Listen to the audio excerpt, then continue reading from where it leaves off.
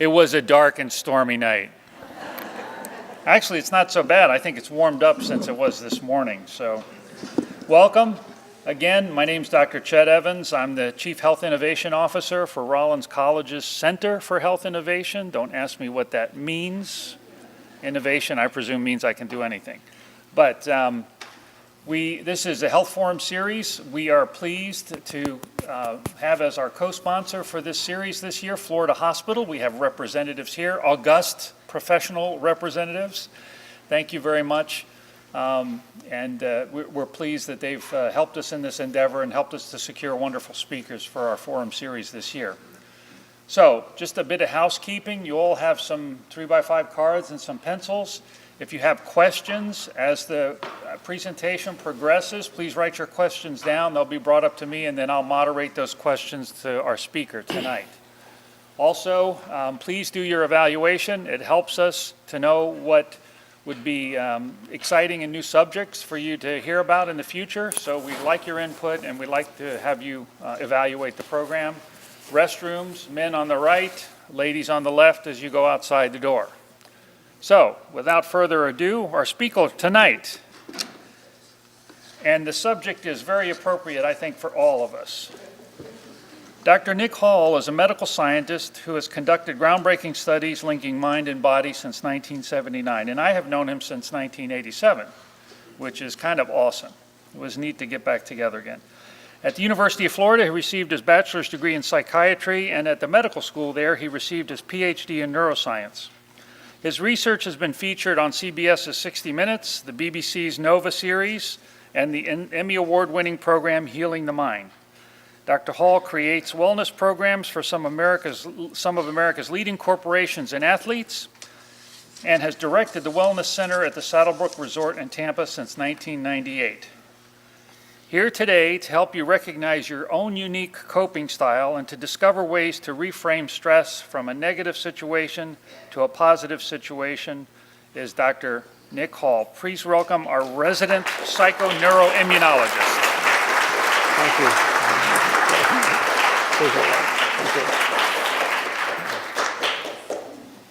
Good evening, ladies and gentlemen. Nobody cares. None of you care about me. You don't care that I've been traveling a lot lately. I'm tired, traveling from one city to another. It takes me 30 minutes just to get out of my hotel room. I've got so many hotel towels, remote controls, stuffed into my suitcase. It takes me that long just to pack to get out. But you don't care because you've made an effort to come here tonight, and you expect me to present the information centering around the subject of stress in a palatable way.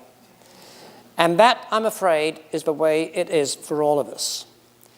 If you're being paid to do a job, if you've paid tuition to get through a class at the university, it doesn't matter how you're feeling. It doesn't matter what's going on in your personal life, in relationships, nor for that matter what type of infection you might have.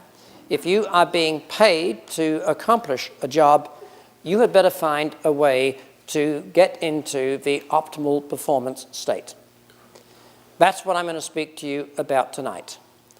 Because the one factor which more than any other will keep you from achieving that state are the emotions associated with stress.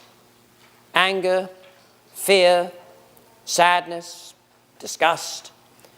Not that there's anything wrong with those emotions. However, when they go on persistently, when they interfere with life, liberty, and the pursuit of happiness, when they interfere with your productivity, with your pleasure, that's when you need to find strategies to recover. A program developed by Florida Hospital does just that. The focus is not on eliminating stress. How are we going to do that? You'd have to isolate yourself in some sort of distant cave from people, from circumstances, from infrastructure, and of course that's going to lead to boredom. No, you don't need less stress. What you need is more recovery.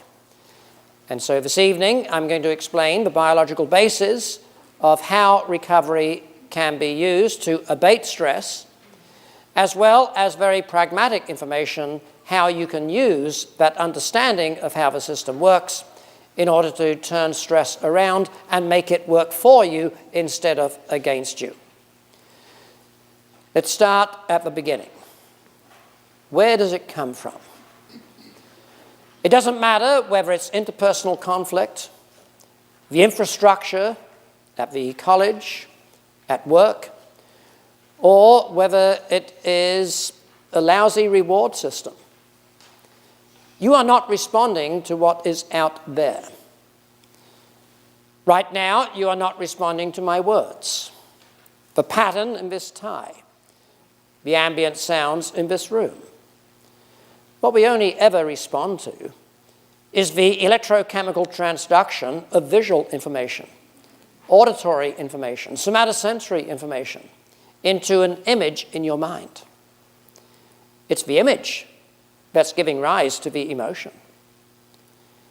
And that image is going to be profoundly shaped by past experiences, your values, as well as by your beliefs.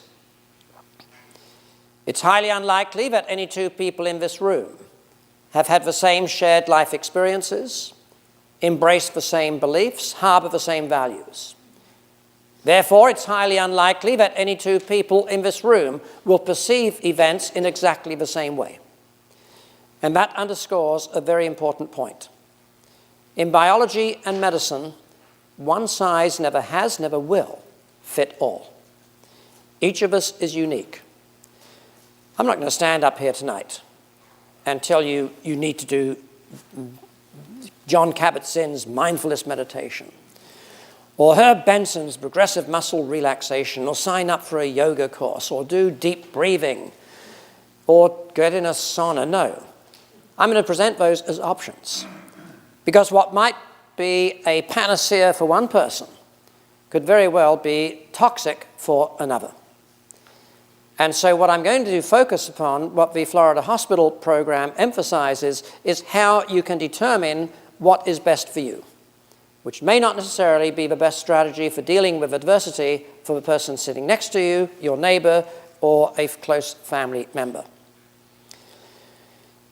It's not that much different from an artist setting about to paint a beautiful panoramic vista.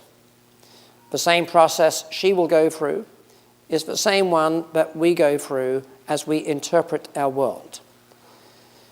As she sets up her easel, decides which brushes, which paints to employ, realizes there must be an airport nearby, for periodically planes are flying across the horizon. That's not part of what she considers to be the natural scene. So even though those airplanes are a part of reality, she makes the conscious decision to leave them off the image she's about to create on her canvas. And over here behind her is a beautiful weathered cedar tree. How beautiful it would look if only it were in the foreground. It's not. It's off to the side. It's behind her. That doesn't stop her, though, from employing artistic license and making it a part of her image. And that, ladies and gentlemen, is what we do all the time. We leave things out of our image that really ought to be there. We fabricate information. We add things to the image that never happened in order to reinforce a pre-existing belief. I can tell a lot of you are looking at me thinking, well, maybe you do that, but I don't. My images are a photograph of reality. I don't filter information. I include everything. Well, I'm going to prove to you right now that you do exactly what I'm speaking about. I want you to sit back, relax, and reflect upon the image that comes to mind as I read these 12 words. bed, rest, wake, slumber, eat, pillow, soft, snore, tired, night, dream, awake. On a piece of paper, write down as many of those words as you can recall. If you want to make it a group effort, consult with those around you, that's fine.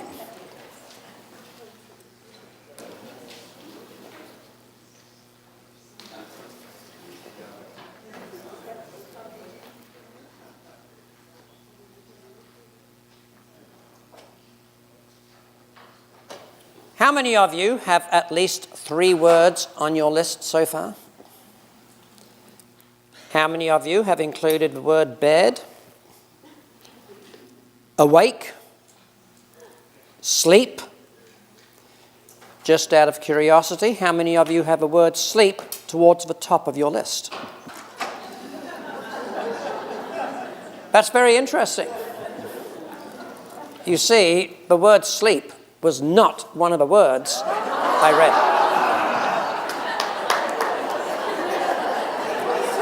The words I read, and in the order that I read them, were bed, rest, wake, slumber, eat, pillow, soft, snore, tired, night, dream, awake. In Western culture, each of those words evokes an image of sleep. Those of you, and many of you did, who had the word sleep on your list were obviously not responding to reality. Reality was the spoken word. What you responded to was the image the spoken word created in your mind. This was a trivial parlor game. No reward for getting it right, no punishment for getting it wrong. There was no pressure. But what if there had been? What if there were consequences for making a mistake, for not getting all the words correct? The same type of consequences that exist in the workplace, in the classroom if you haven't studied what you need to know for that exam. When that pressure is on, fear of failure, for example, sadness if the outcome is not the one expected. If it's that easy to distort an image under tranquil conditions, can you imagine how easy it would be to distort reality if there were a great deal of anger or fear or sadness? And that's where most stress comes from. It comes from an image that is not a true reflection of reality. Your friends, your neighbors, your counselor may see the obvious solution, which is right there in front of you, but because you are perceiving the world in a distorted manner, you do not have a healthy response. How can you? It is the image that's driving the emotion. It's the emotion, in turn, that's motivating you to engage in behaviors, which in turn is impacting your physiology. So the headwaters of your response to stress is right up here with the image. And as I said, it's shaped by your past experience, it's shaped by your beliefs, it's shaped by your values. You can't go back and rewrite history. Oh, you can choose what in your past you're going to focus your attention upon. To that extent, you can control the past and how it's going to impact the way you're feeling and thinking now. But that's going to be tricky. Your values, you probably don't want to change. That's the core of who you are. Influences every decision, every thought, every action. But your beliefs, that is the part that's malleable. That's what you can adjust. There are different sources of beliefs. There are hand-me-down beliefs, that chance statement by a coach, a parent, maybe a family friend, usually at a very young age, which may become incorporated into your beliefs. There are cultural beliefs, those we glean from the Constitution in America, or from the Bible or other religious documents. And of course, advertised beliefs, which we are bombarded with each and every day by marketers trying to get us to change our purchasing habits. And there's nothing wrong with taking your belief from any of those sources. But make sure it is your belief. Make sure it's congruent with your values. Because if there is a mismatch between your beliefs and your values, it's going to result in ongoing conflict. I used to teach at the FBI National Academy in Quantico, Virginia, working with SWAT teams, hostage rescue teams.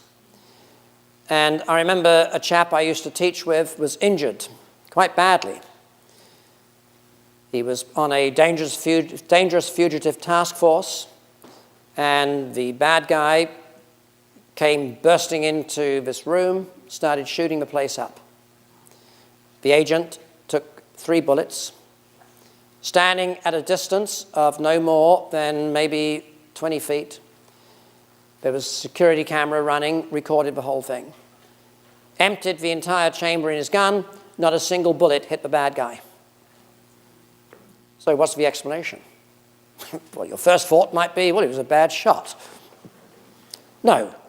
The federal police go out on the firing range all the time. They don't go on these task forces unless they show proficiency on the shooting range. No, that had nothing to do with it. He was an only child. His father was a fundamentalist minister who had a literal interpretation of the 10 Commandments, including the one that says, "Thou shalt not kill." There are almost 24 different versions of the Christian Bible and different versions of the 10 Commandments. Some state, "Thou shalt not murder." They frame it in different ways, making allowances.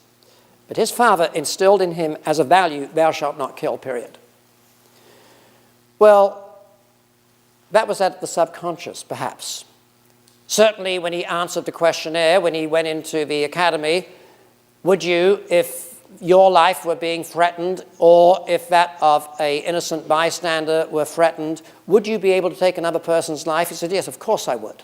Who wouldn't? But then, on that day, when he had to walk the talk, when he found himself in a very rapidly failing environment and he had to act upon that belief, he couldn't do it.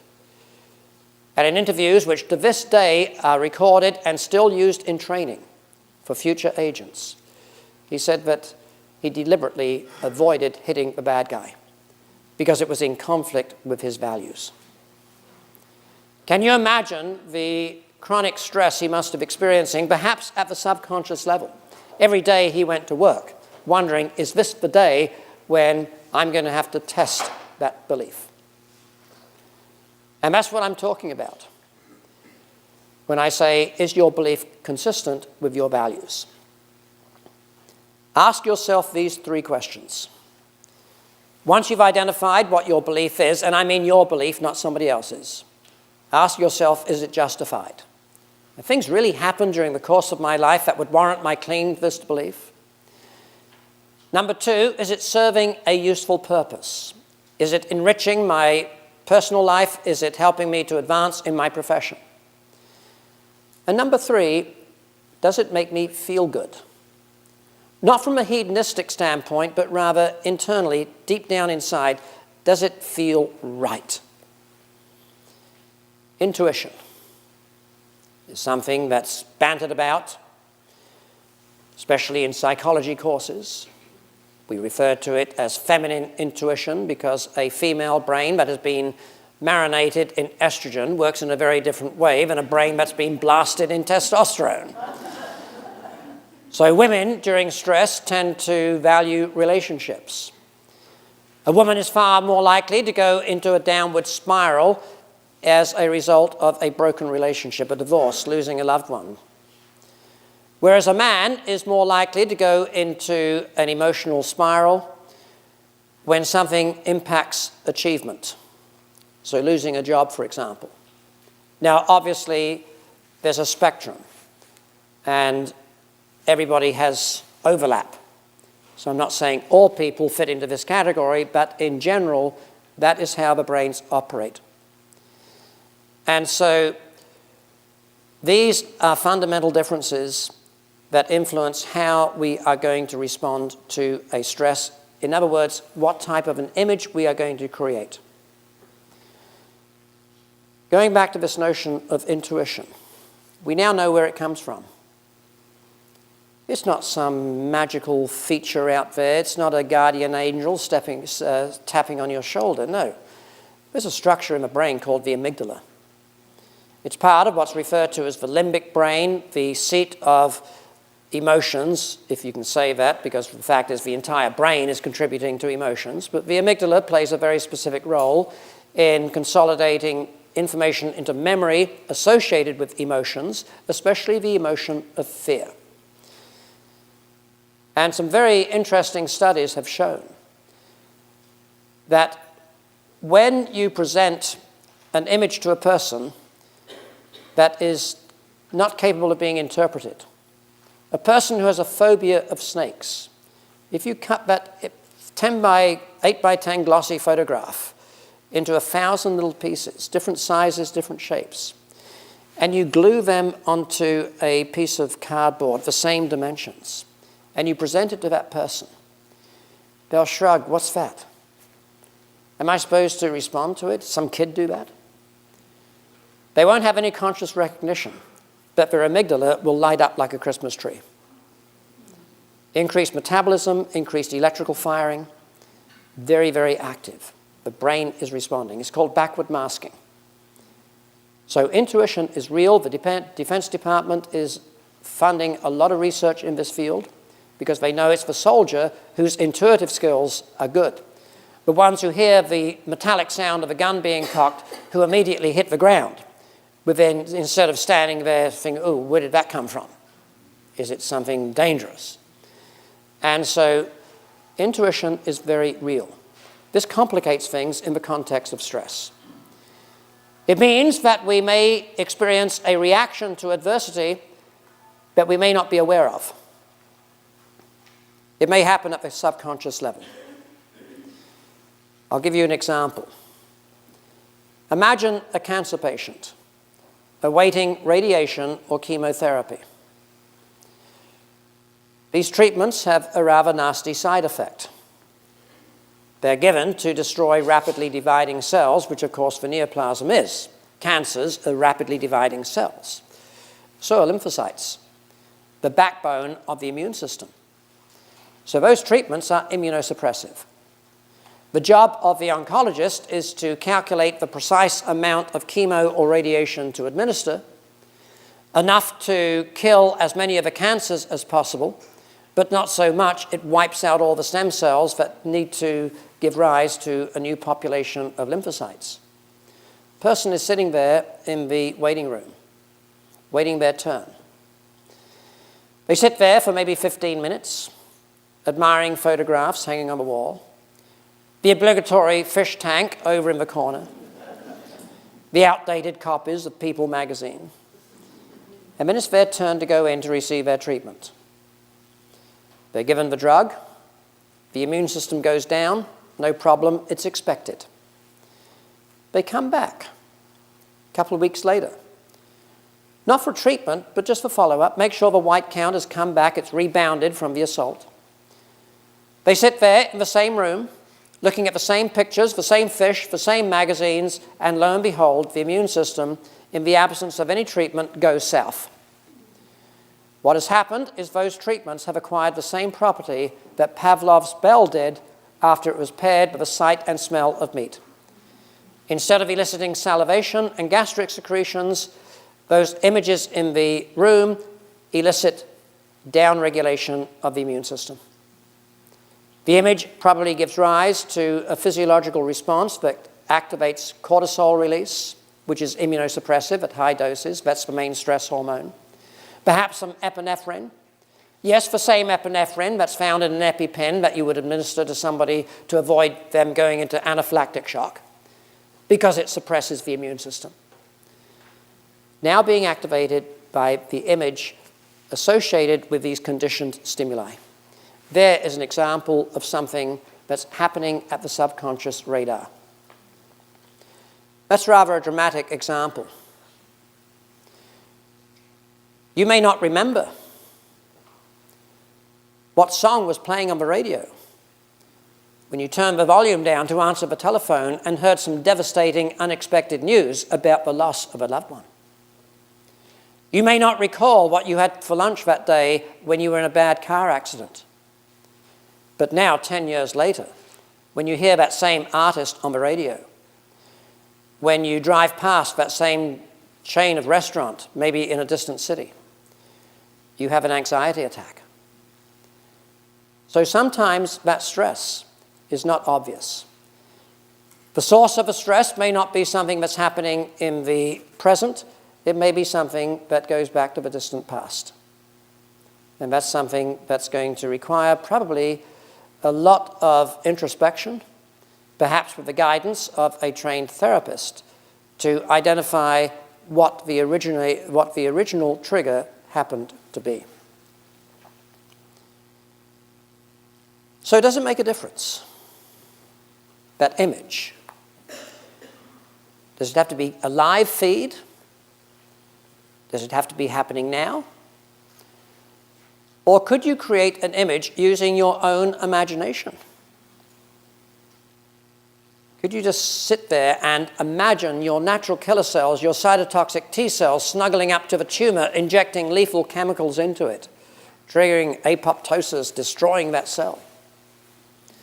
And that was a question I became very interested in when I was a professor at George Washington University in DC. Guided imagery. Carl and Stephanie Simonton had written their then best-selling book proposing that guided imagery could basically cure cancer. And it was intriguing because I was very interested in the role of images giving rise to emotions, knowing that emotions could impact the immune system. It kind of made sense, but they had no evidence to support their claim, which got them into a lot of trouble with the scientific community. So I thought, all right, let's put it to the test.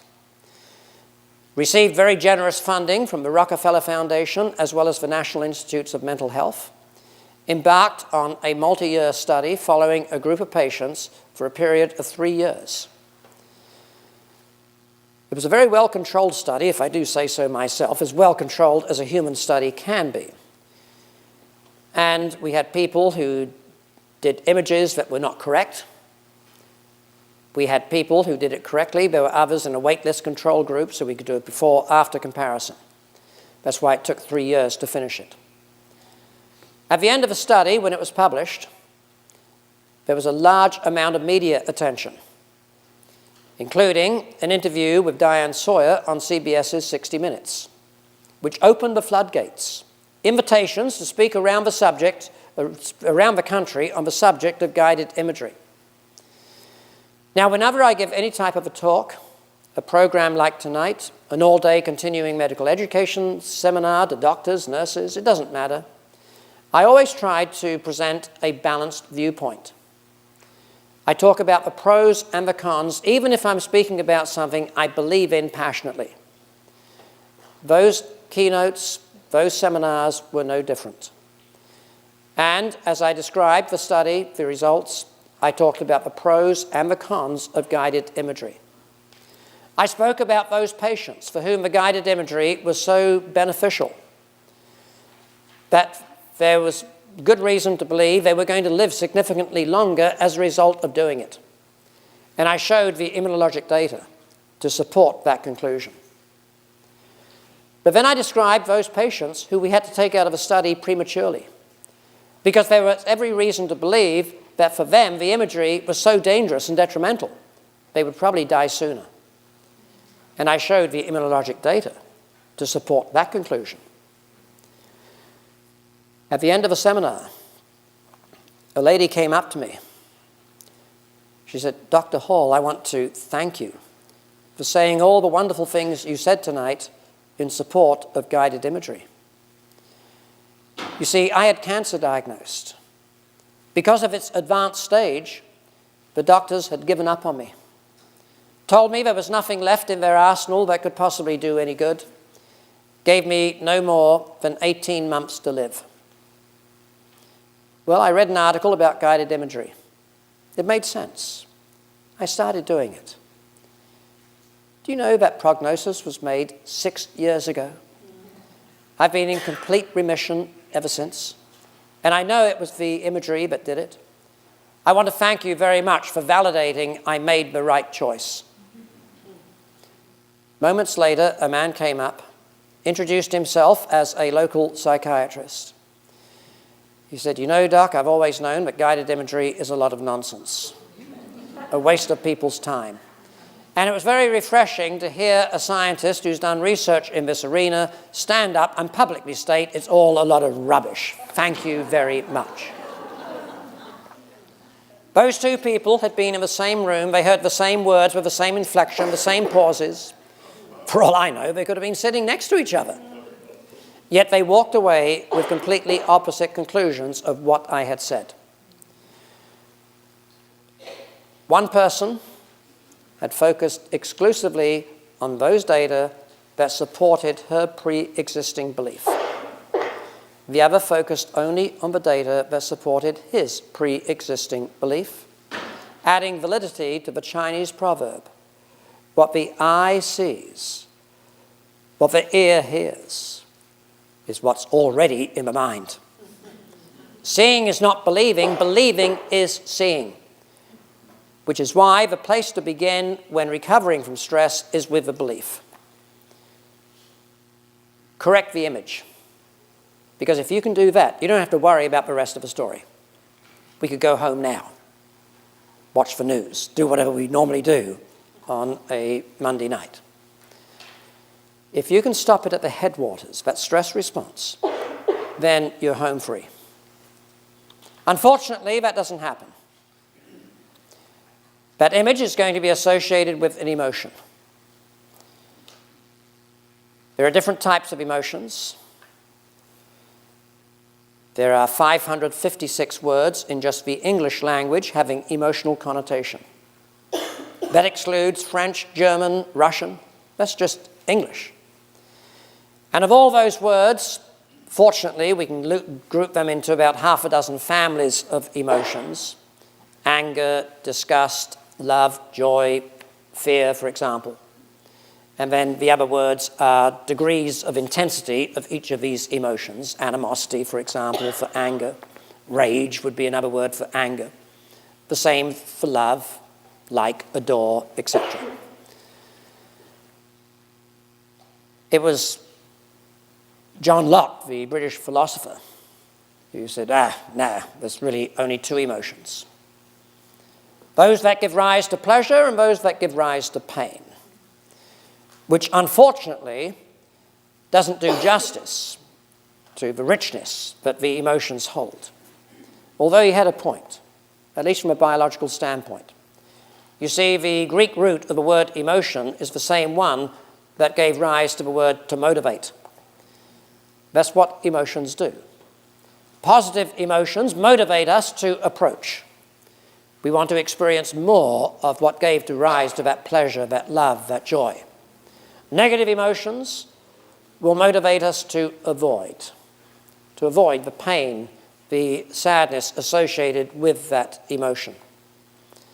That's really all they do. And of all of those 556 words, there's only one emotion you really need to worry about. And that happens to be the emotion called fear. Fear is associated not with the present, not with the past, but the future. In other words, you can be afraid only of those things that have not happened. If it's already happened, you can be disgusted, you can be sad, you can be angry, but not afraid. The reason we fear the future is because we cannot predict what is likely to happen.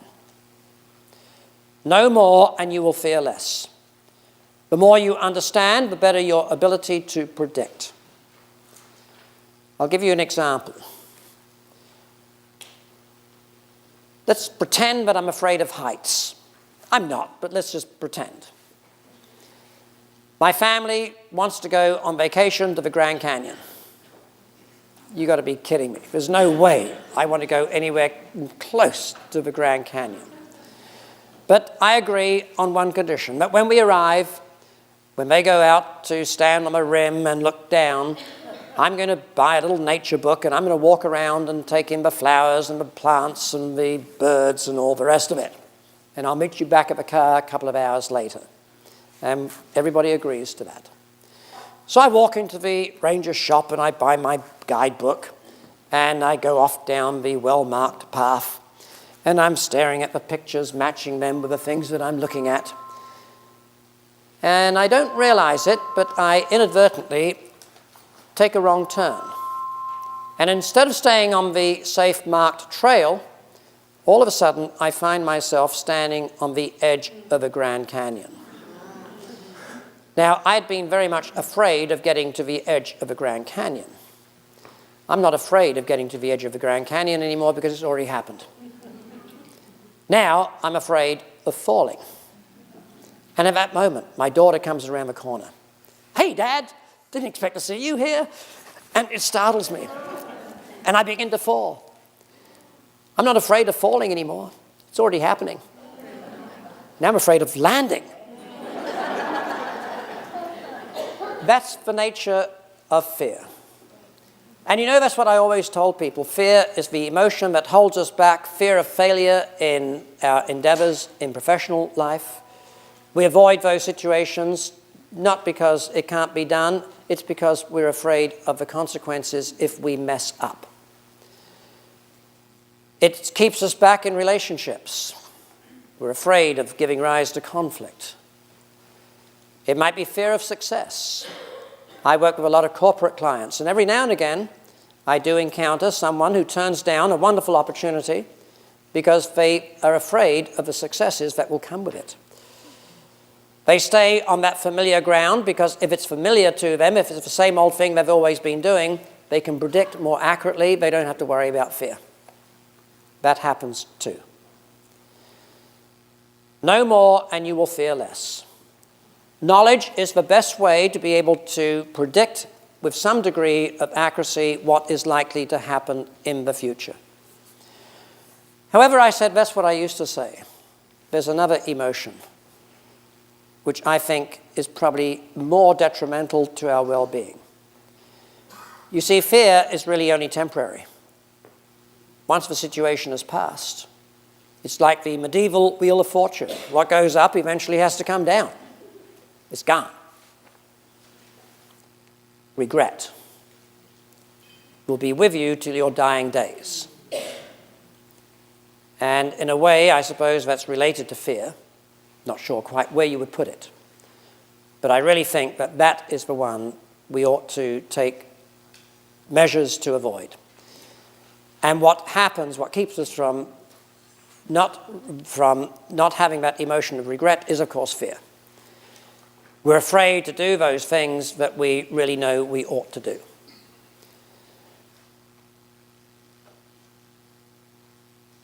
Let's talk about what the stress response does. Oh, quick solution.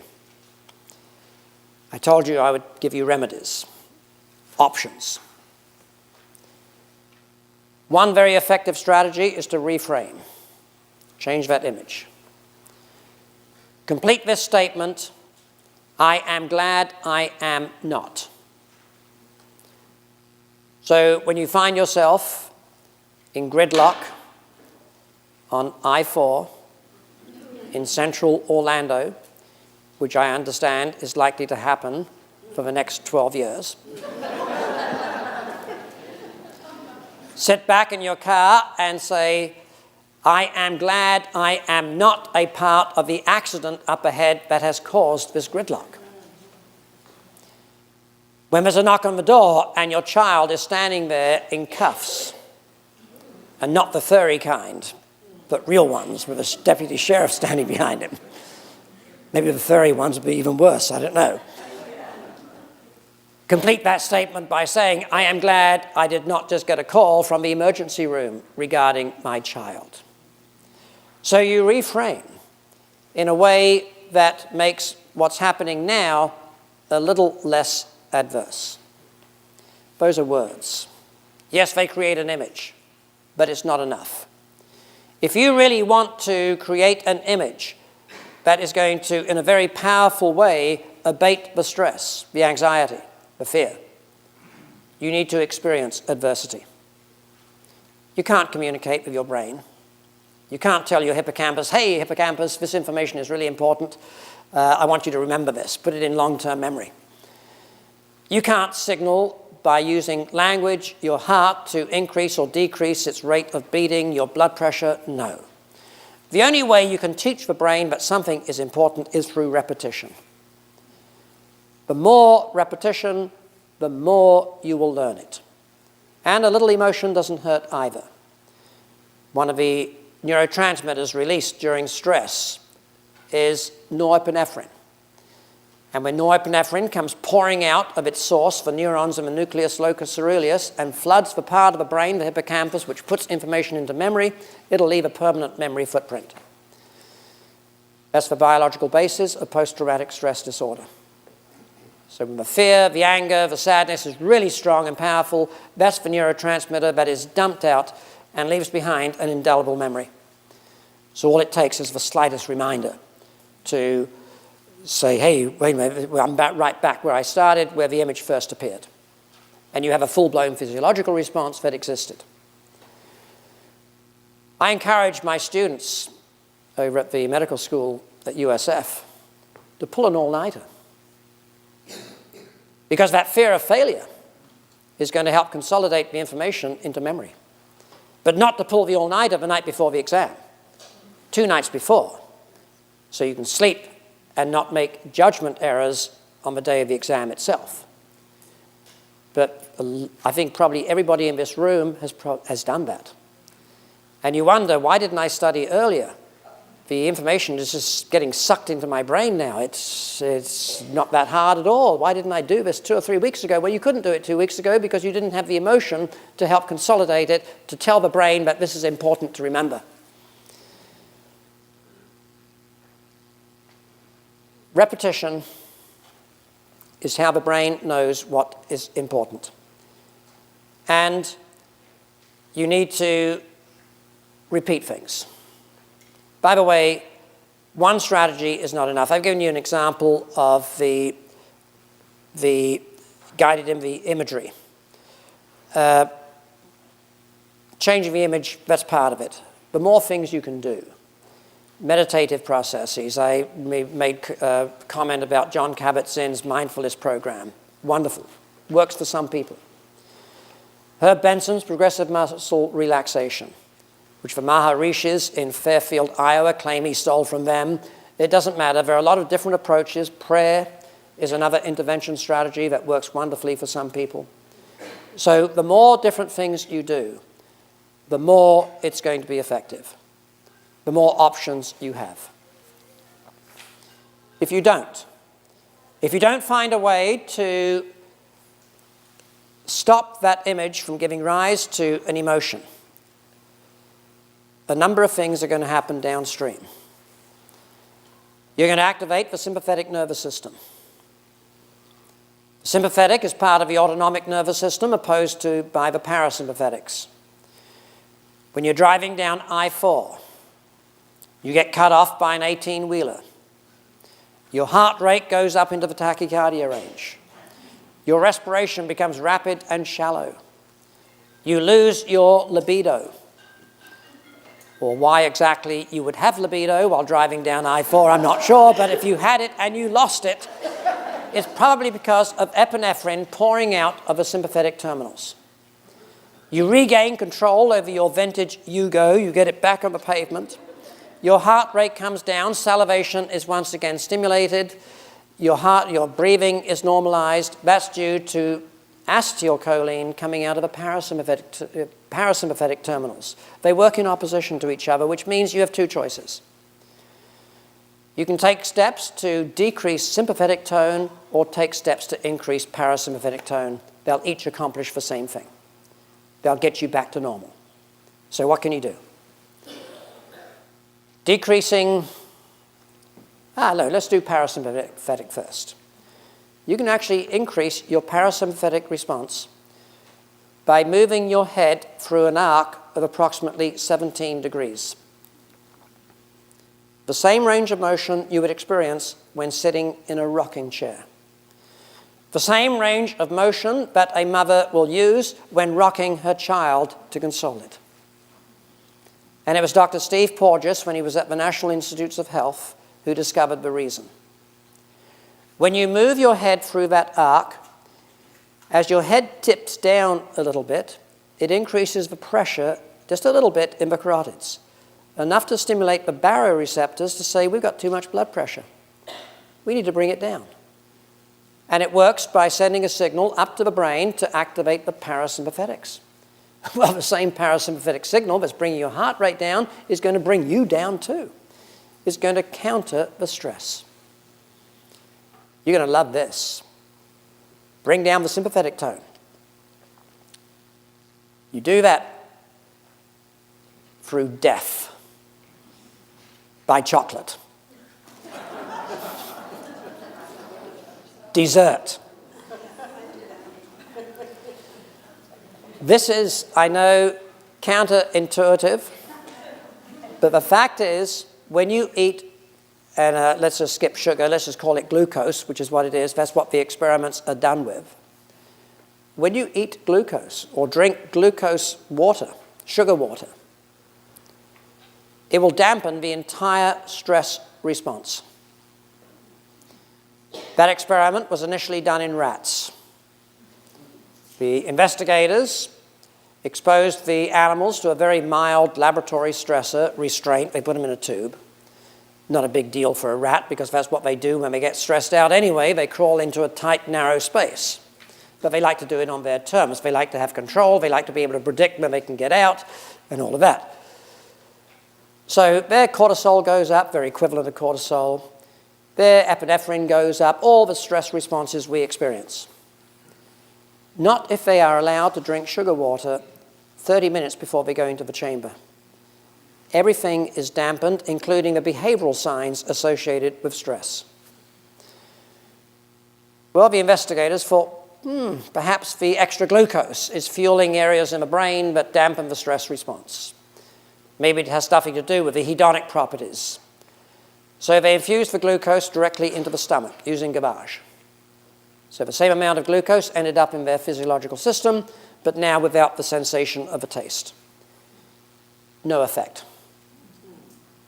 So it was the hedonic property of a sugar that was working. But let's be sure. If that's true, if it's the pleasurable aspects, then anything that gives rise to pleasure should work as well. So they sat down and figured out what would give a rat pleasure.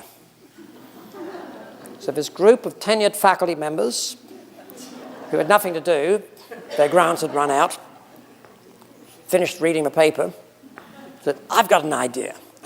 Follow me, guys. They went downtown and they purchased from Barnes & Noble 6 copies of 50 Shades of Grey. Went to the liquor store, picked up some wine, got some candles, went back to the lab, set up the candles in the vivarium, gave the rats the wine, handed them the books, said, enjoy. We'll be back tomorrow morning. I embellished that a little bit. Essentially, what they found is sexual intercourse was just as effective as drinking the sugar water in blunting the stress response. When you think about it, when you are experiencing stress, you are experiencing negative emotions. Well, for every action, there has to be an equal and opposite reaction. Emotional interference. That's essentially what it is. You create a positive emotion to cancel out the negative emotion. Isn't it interesting that the word stressed, when spelt backwards, spells dessert? Maybe there's more than coincidence involved in that. And I mention this, even though it's the tip of the biological iceberg, because there is a huge connection between the brain and mood. I've written a book called Tune Your Brain with a Knife and Fork. And it's all about how different amino acids and proteins, depending upon their concentration, can activate neurotransmitters in the brain that can affect everything from depression to your memory to your quality of sleep. the ratio of carbohydrates to protein, the role that the orexigenic peptides, galanin, for example, dynorphin, play in triggering a craving for fat, versus the drop in serotonin or neuropeptide Y, which goes up, both of which stimulate a craving for carbohydrate. There is a complex interplay between mood and the foods we eat. And so this is just one example. There are reasons why Nestle and Coca-Cola in their sport drinks add 5% glucose.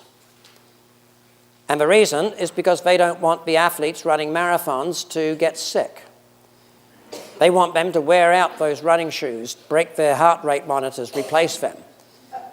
And what they found is that by adding about 5% carbohydrate during the event, during the physiological stress which running a marathon is, it's a somatic stressor. No, there's no emotional component, but still, it has that same general effect on the body. By adding that glucose, it dampens their immune system. Very simple interpretation.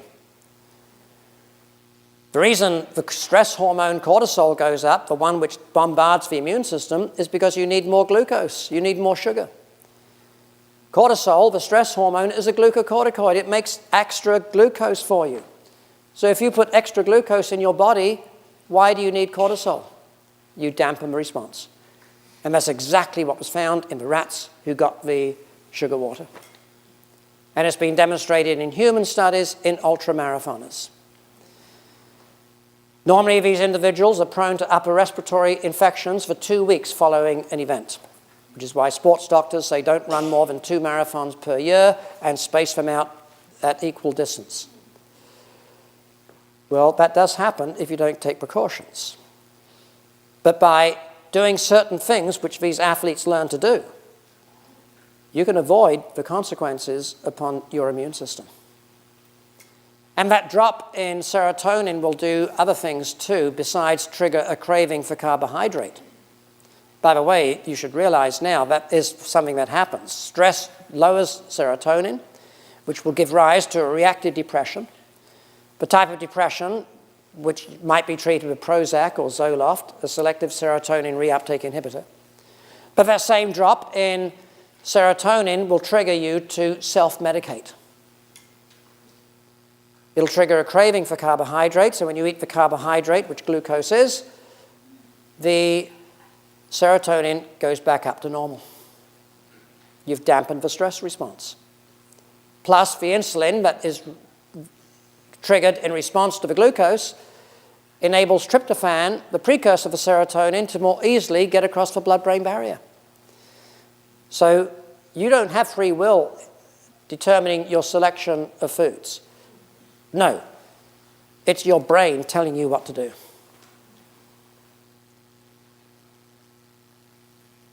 I heard that cell phone go off earlier. Didn't say anything.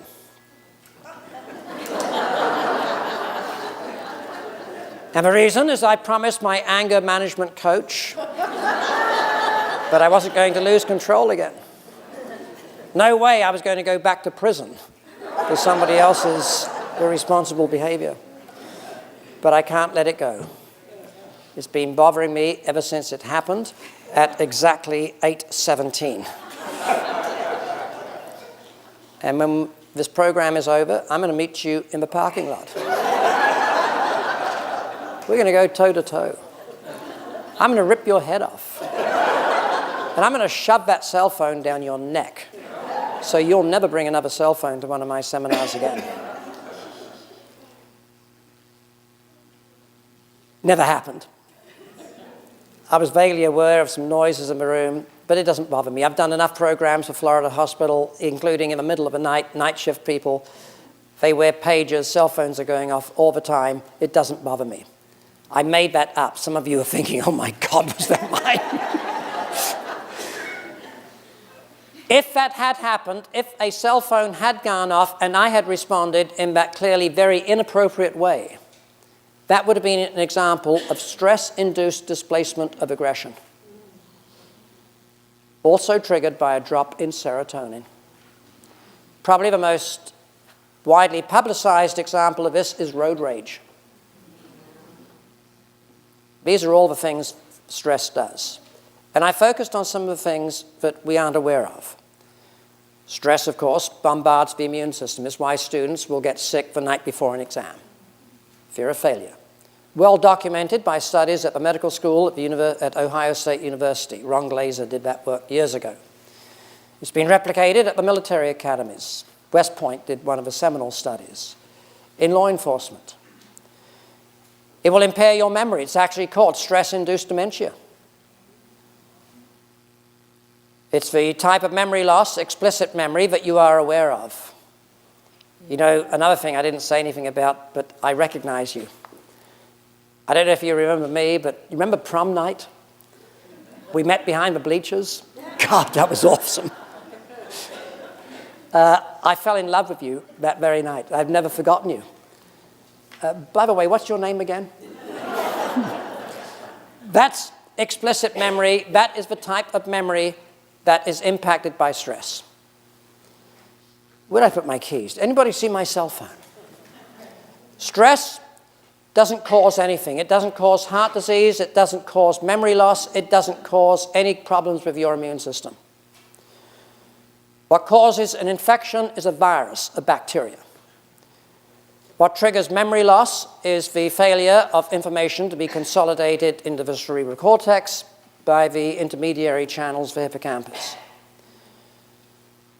What induces a heart attack is elevated blood pressure or a malfunctioning of some of the control systems along the way. What stress will do is create a biological environment in the body, making it easier for the other things to do the dirty work. So stress is really not the direct culprit. You're not going to get rid of stress. What you need to do is learn ways to recover it.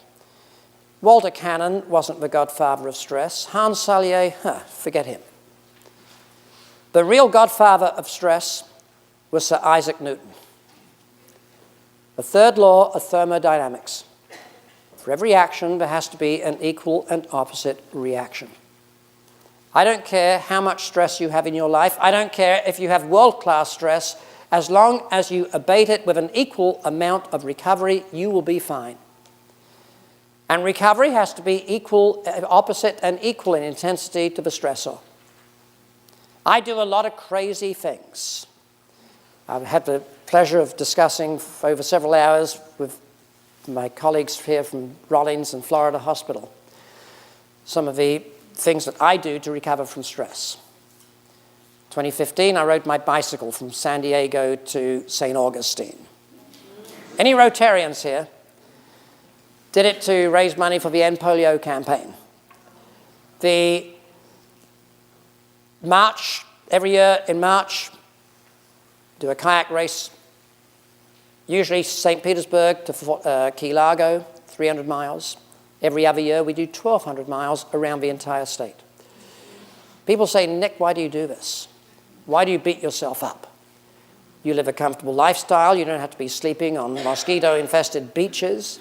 You don't have to be sleeping on the side of a road or in abandoned buildings with homeless people on these bike rides. They're all non-supported. I do it for recovery. I make a living doing this. I teach medical nursing students at USF. This is what I do. I work with corporate clients. I do motivational talking. And when I'm doing the CE programs, everything has to be on point. Do you know, I can tell you on a particular day when I'm on the circuit exactly what time I'll go to the restroom. I can tell you exactly what I'll eat for breakfast and for lunch. Dinner is anything. But I have to make sure that I have the same amount of energy at 4 o'clock when the program ends as I did at 9 o'clock in the morning when it began. And I've got to keep myself alert. That means not a lot of carbohydrates for lunch. I won't tell you what I do because it only works probably for me. But the fact is, you've got to figure out what you need to do to counterbalance the stressors that are potentially going to interfere with what you have to accomplish. For me, going out on the bicycle, riding 15 hours a day by myself, the only people I talk to are in the convenience stores for truck stops. When I go into the restroom to fill my water bottles up in the toilet, It's good enough for the dog, it's good enough for me. Sometimes the water bottle doesn't fit, so I had to figure out something else. I'm not talking to the fish when I'm out in my kayak. I can't predict what's going to happen after the first couple of days. The weather forecast doesn't really give you much information. I don't know when something on a boat is going to break, when something on me is going to break. For me, that is equal and opposite. And when I get done, I'm raring to get back in the classroom, get back on the speaking tour, and that's what I mean by equal and opposite. I can't tell you what it is, but you have to figure that out for yourself. So if a stressor is primarily of a cognitive nature, then you need to do something that is non-cognitive. If your burnout is due to boredom and tedium, then come to Rollins, get in their adult education program, learn to speak a foreign language, subject yourself to exams, that'll get your adrenaline up. Or if you work in a triage unit of a local emergency room, then yes, you need to do something that's relaxing. I'm going to contradict myself. I told you at the beginning that one size doesn't fit all. I want to leave you tonight with one strategy that will work for everyone. I don't care what your stress is due to, the infrastructure at work, a lousy reward system, interpersonal conflict, it doesn't matter. If you do this one thing, I guarantee you will feel better immediately. And you can start doing it tonight. On your way home, go to the nearest drugstore and purchase a rectal thermometer. I'm serious about this. Do not buy the first one you see on the shelf. It's got to be the right size and the right brand. I have found the best one for this purpose is made by Q-tip. Take your thermometer home, close the door behind you, apply the deadbolt, close the curtains, dim the lights. You don't want anyone disturbing you for the next hour. Change into some loose-fitting, comfortable clothes, put on some nice, relaxing music. Lie down on your bed, take your rectal thermometer, and read the fine print on the back of a package. According to Q-tip, each of their thermometers is individually tested. It really says that. Can you imagine having that as a job? So as you are sitting there lamenting all of the things that are going wrong in your life, I want you to complete this statement by saying, I am glad I do not work for the quality control division of Q-tip. Things would be a whole heck of a lot worse, and if you do the things I've suggested, you'll be a whole heck of a lot better. Thank you very much for your kind attention. Thank you for coming.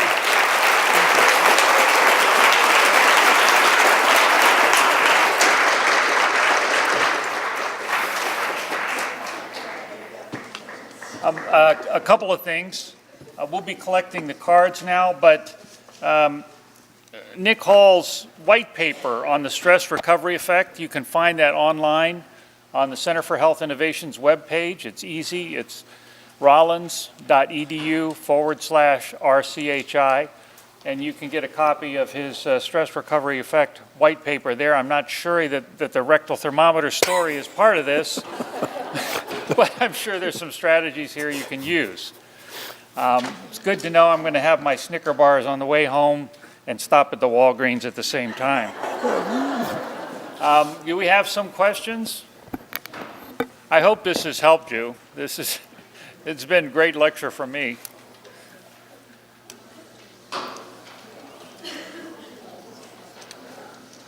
Okay, Stephanie, let's start with some here. I hope all your questions were tasteful. You can always edit them.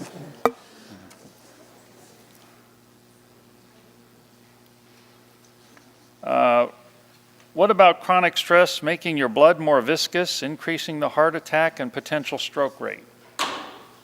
Is that possible? What about chronic stress increasing the viscosity of blood and making you more prone to heart attack?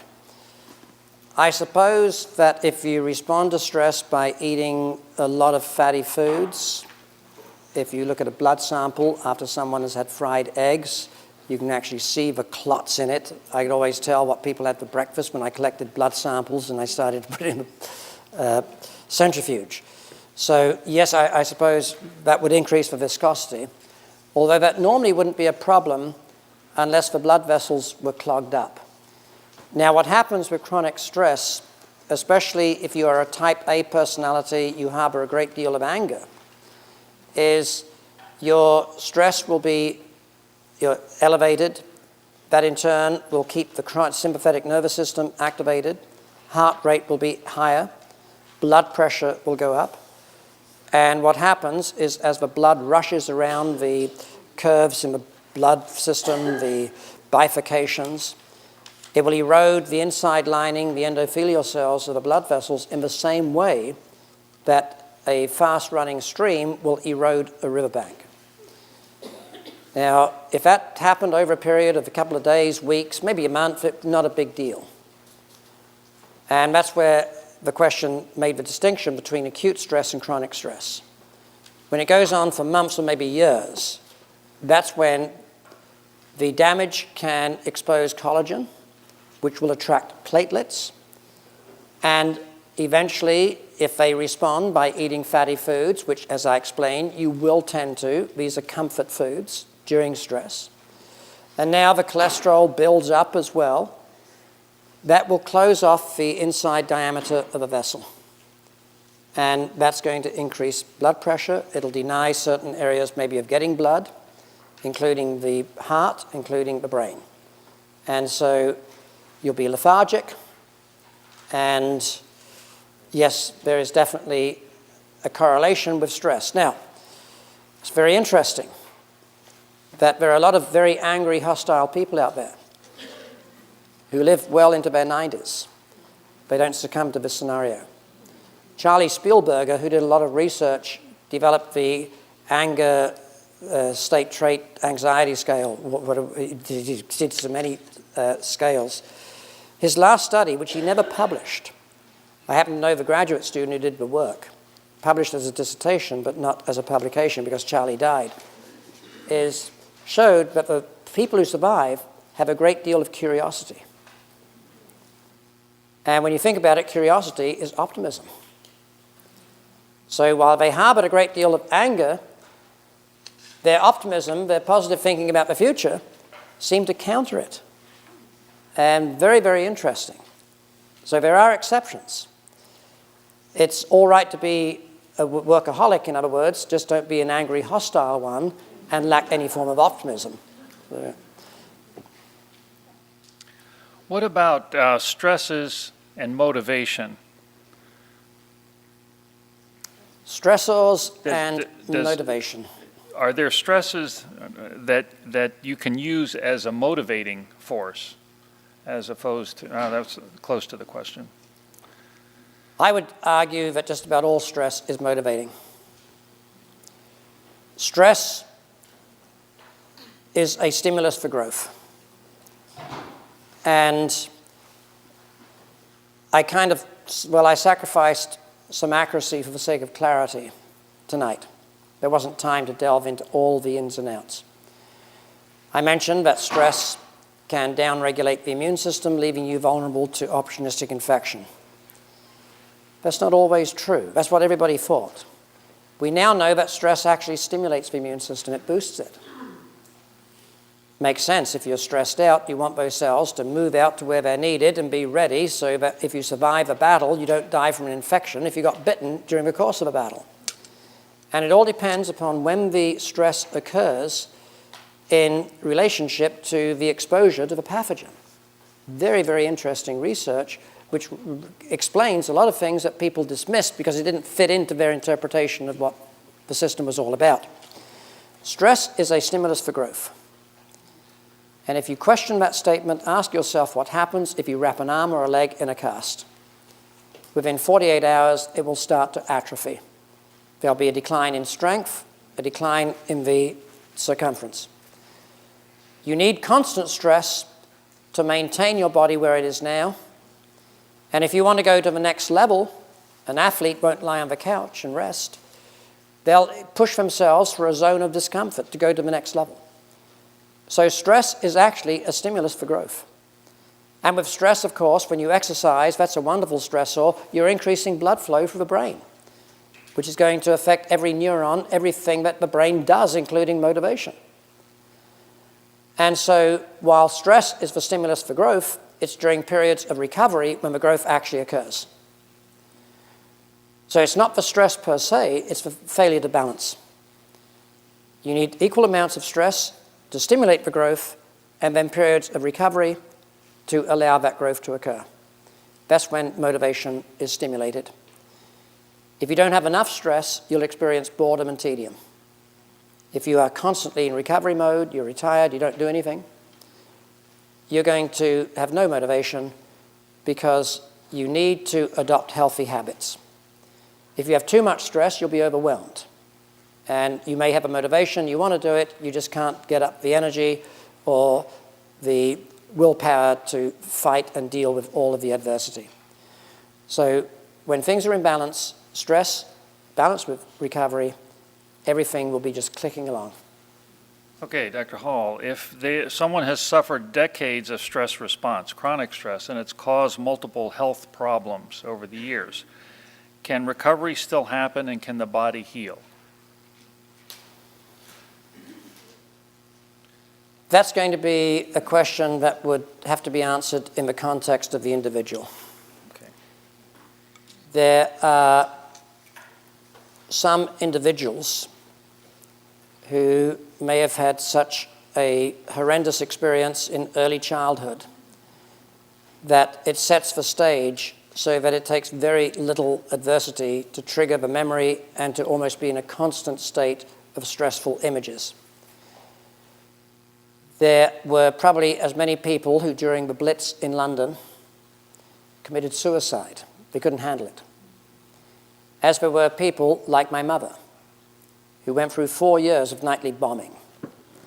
Before she passed away in her mid-90s, I recorded basically her whole life, took her into a professional studio and had her tell her story.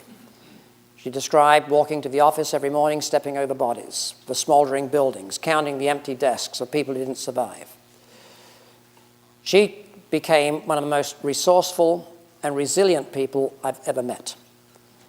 And when I was 14 years old and I wanted to go 2,000 miles away from my home in Massachusetts to wrestle alligators and milk rattlesnakes in the Black Hills of South Dakota at a tourist trap, she said, "Oh, that sounds like fun. Yeah, I'll drive you to the bus station. See you in September when school starts again."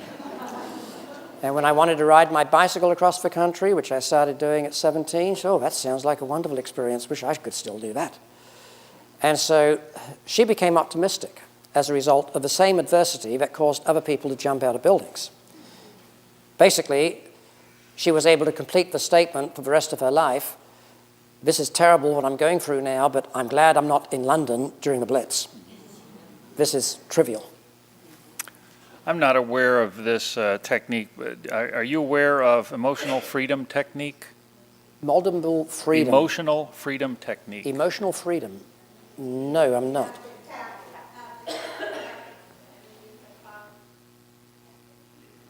Oh, yes. There's another name for it. It's slipping my mind right now. It's eye movement desensitization, EMDR. Is that what you're talking about? Well, what they've shown is that the eye movement desensitization appears to be working as a general cognitive behavioral intervention because you can use touch, you can use sounds alternating. It seems that just about anything that is alternating will do it. And they've compared it with just standard cognitive behavioral interventions. Doesn't seem to be much different. Now, there are people who specialize in it, that's what they do, who swear that that's not true, that that intervention is superior to everything else. And they may be right with the patients that they work with. But I think that, and there are a lot of people out there who've taken the basic EMDR protocol, they've modified it with a different sensory modality, then they give it a different name. There's a chap in Tampa who calls it art therapy. And it's EMDR, but it uses, I think, touch or sound or something. So if that's what it is, it does work for some people. In fact, it's one of the protocols that the VA is using as an experimental intervention for PTSD. Now, how it works, I can't explain it.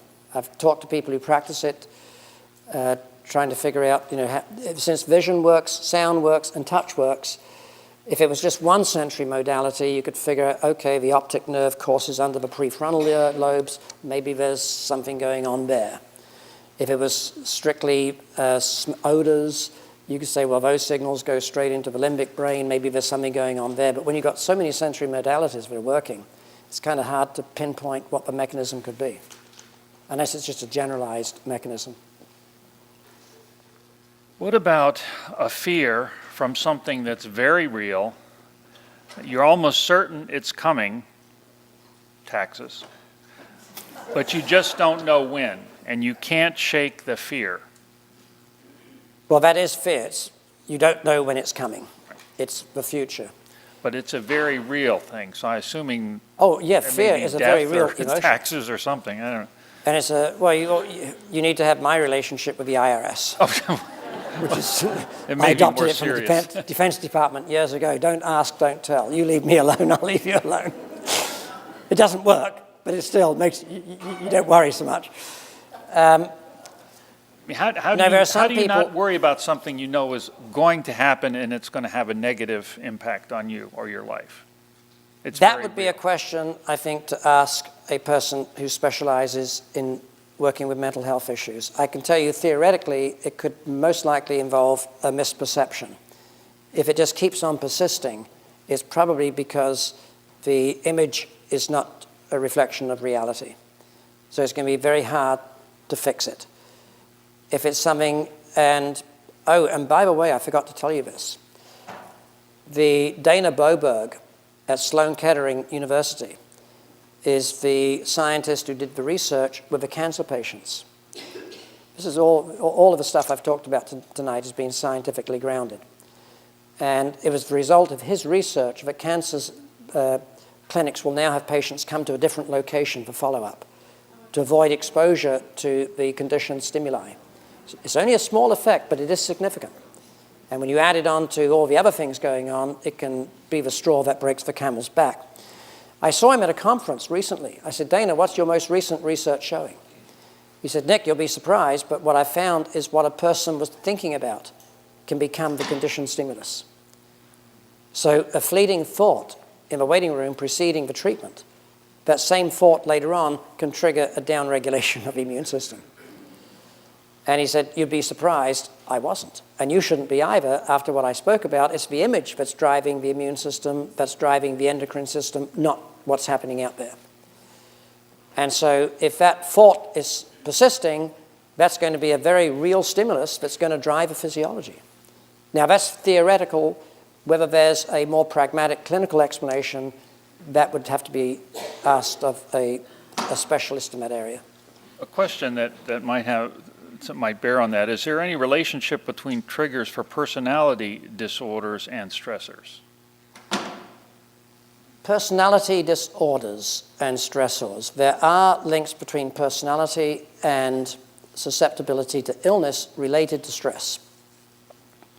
The type A individual who speaks a very rapid rate of speech, they finish your sentences for you because they get impatient waiting for you to finish saying whatever it is you're going to say, probably because whatever you have to say is not worth listening to in the first place. This is a person who's likely to drop from a heart attack. They are usually people who want to be in total control. They micromanage. They are people who, in the Myers-Briggs scheme, would probably be NTs. They hold themselves to a very high standard as well as other people. Impossible to achieve. And so you combine that with the other characteristics, the anger, which characterizes the type A that came out of a Framingham study, and there you have a link with the heart disease. But type C, defined by Lydia Temoshok, the cancer-prone personality. The cancer-prone individual is just the opposite. They are people who are very supportive, altruistic. They are people who say yes when they really want to say no. They're ones who'll call you up in the middle of the night, can I help you? I understand there's been a real catastrophe at work. I'll go in there, just tell me what to do, I'll be there for you. And these people are prone to cancer. That's why Lydia called it in the best-selling book, The Cancer-Prone Personality. Before that, George Solomon called it the inflammatory-prone personality. Well, actually, the rheumatoid arthritic personality, a study that was done in twins. And we now know that inflammation is the backbone of many forms of cancer, which explains what they saw. Well, the most recent studies now show that anger, the emotion that characterizes the type A personality, results in activation of a sympathetic nervous system, adrenaline, increases heart rate. Makes sense. Fear, the emotion associated with the type C. The type C individual has a very high need for desirability. They want to be liked. They don't want people to be upset with them. So they have a fear of being disliked, fear of the relationship breaking up if there's any conflict. And very interesting personality.